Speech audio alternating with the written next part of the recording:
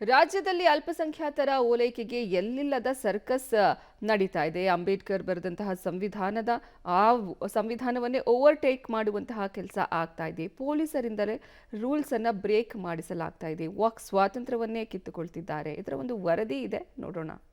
ಅಲ್ಪಸಂಖ್ಯಾತರ ಓಲೈಕೆಗೆ ಮುಂದಾಯ್ತಾ ಕಾಂಗ್ರೆಸ್ ಸರ್ಕಾರ. ಹಿಂದೂ ಸಂಘಟಕರ ಬಾಯಿಗೆ ಬೀಗ ಹಾಕುವ ಹುನ್ನಾರ. ಹಿಂದೂ ಭಾಷಣಕಾರ ವಿಕಾಸ್ ಪುತ್ತೂರ್ಗೆ ನೋಟಿಸ್. ಸದಾ ಅಂಬೇಡ್ಕರ್ ಸಂವಿಧಾನ ಅನ್ನೋ ಕಾಂಗ್ರೆಸ್ ಸರ್ಕಾರ ಅಂಬೇಡ್ಕರ್ ಆಶಯಗಳಿಗೆ ಬೆಲೆ ಕೊಡ್ತಾ ಇದೆಯಾ ಎಂಬ ಅನುಮಾನ ದಟ್ಟವಾಗಿದೆ. ಚಿಕ್ಕಮಗಳೂರು ಜಿಲ್ಲೆ ತರೀಕೆರೆ ಪಟ್ಟಣದಲ್ಲಿ ನಡೆದ ಹಿಂದೂ ಸಮಾಜೋತ್ಸವ ಕಾರ್ಯಕ್ರಮದಲ್ಲಿ ದಿಕ್ಸೂಚಿ ಭಾಷಣಕಾರ ವಿಕಾಸ್ ಪುತ್ತೂರ್ಗೆ ತರೀಕೆರೆ ಪೊಲೀಸರು ನೋಟಿಸ್ ಕೊಟ್ಟಿದ್ದಾರೆ. ಯಾಕಂದ್ರೆ ಸರ್ಕಾರದ ದ್ವೇಷ ಭಾಷಣದ ಮಸೂದೆ 2025 ಇನ್ನೂ ಜಾರಿಗೆ ಬಂದಿಲ್ಲ. ರಾಜ್ಯಪಾಲರ ಅಧಿಕೃತ ಮುದ್ರೆ ಬಿದ್ದಿಲ್ಲ. ಆದರೂ ಸರ್ಕಾರ ಪೊಲೀಸರನ್ನ ಬಳಸಿಕೊಂಡು ಅನ್ಯಾಯದ ಕೆಲಸ ಮಾಡಿಸಿದೆ ಅಂತ ಸರ್ಕಾರದ ವಿರುದ್ಧ ಸಿಟಿ ರವಿ ಆಕ್ರೋಶ ಹೊರಹಾಕಿದ್ದಾರೆ. ಪೊಲೀಸರಿಗೆ, ಪೊಲೀಸ್ ಇಲಾಖೆಗೆ, ಗೃಹ ಇಲಾಖೆಗೆ ಕಾನೂನಿನ ಅರಿವು ಮೂಡಿಸಬೇಕಾದ ಅವಶ್ಯಕತೆ ಇದೆ. ಯಾಕೆಂದರೆ ದ್ವೇಷ ಭಾಷಣ ಕಾಯ್ದೆ ಇನ್ನೂ ರಾಜ್ಯಪಾಲರ ಸಹಿಯೇ ಬಿದ್ದಿಲ್ಲ. ಆಗಲೇ ಇವರು ದ್ವೇಷ ಭಾಷಣ ಕಾಯ್ದೆ ಅನ್ವಯ ನಿಮಗೆ ಕ್ರಮ ಕೈಗೊಳ್ತೀವಿ ಅಂತ ಹೇಳ್ತಾರೆ ಅಂತ ಹೇಳಿದರೆ ಇದು ದಾಷ್ಟ್ಯ. ಮತ್ತು ಹಿಂದೂ ಅನ್ನುವ ವಿಚಾರಕ್ಕೆ ಇವರು ಎಷ್ಟು ವಿರೋಧ ಇದ್ದಾರೆ ಅನ್ನೋದನ್ನು ಕೂಡ ತೋರಿಸುತ್ತೆ. ಹಿಂದೂ ಸಮಾಜೋತ್ಸವ ನಡೀತಾ ಇದೆ. ಹಿಂದೂ ಸಮಾಜೋತ್ಸವದ ಉದ್ದೇಶ ಏನು?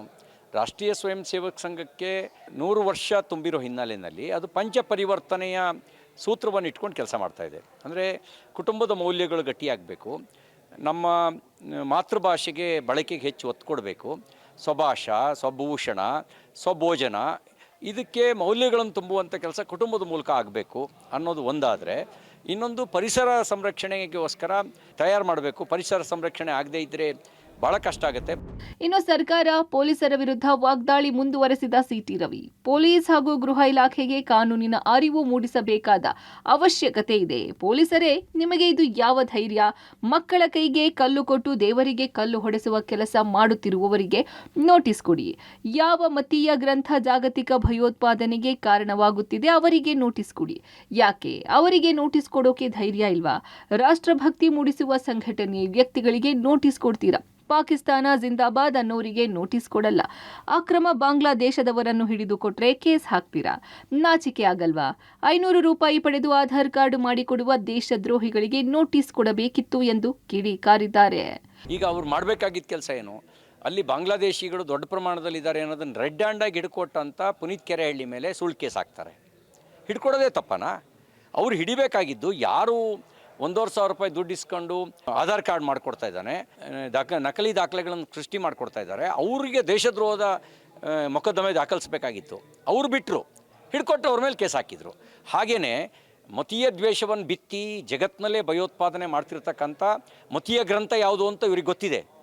ಆ ಮತೀಯ ಗ್ರಂಥದ ಮೇಲೆ ಕ್ರಮ ತಗೊಳ್ಳುವಂಥ ತಾಕತ್ತು ಇವರಿಗಿಲ್ಲ. ಬದಲಿಗೆ ಸಾಮರಸ್ಯದ ಮಾತಾಡ್ತಕ್ಕಂಥ, ಪರಿಸರ ಸಂರಕ್ಷಣೆ ಬಗ್ಗೆ ಮಾತಾಡ್ತಕ್ಕಂಥ, ನಾಗರಿಕ ಶಿಷ್ಟಾಚಾರದ ಬಗ್ಗೆ ಮಾತಾಡ್ತಕ್ಕಂಥ, ಕೌಟುಂಬಿಕ ಮೌಲ್ಯದ ಬಗ್ಗೆ ಮಾತಾಡ್ತಕ್ಕಂಥ, ಹಿಂದುತ್ವದ ಮತ್ತು ದೇಶಭಕ್ತಿಯ ಭಾವನೆಯ ಬಗ್ಗೆ ಮಾತಾಡ್ತಕ್ಕಂಥ ಸಂಘಟನೆ ಮತ್ತು ಅದರ ಭಾಷಣಕ್ಕೆ ನೋಟಿಸ್ ಕೊಡ್ತಾರೆ ಅಂದರೆ ನಾಚಿಕೆಗೇಡಿದು. ಒಟ್ಟಾರೆ ಸರ್ಕಾರ ಯಾರನ್ನೋ ಓಲೈಸೋದಕ್ಕೆ ಸಂವಿಧಾನ ಶಿಲ್ಪಿಗೆ ಬೆಲೆ ಇಲ್ಲದಂತೆ ಮಾಡುತ್ತಿದೆ. ಅದು ಬಹುತೇಕರಿಗೆ ಅರ್ಥ ಆಗ್ತಿಲ್ಲ. ಬಿಜೆಪಿಯವರು ಬಡ್ಕೊಳ್ತಿರೋದು ಅದನ್ನೇ.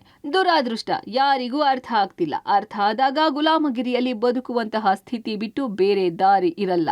ಸಮಯ ಮೀರಿರುತ್ತೆ. Narayanagowda, public TV, Chikkamagaluru.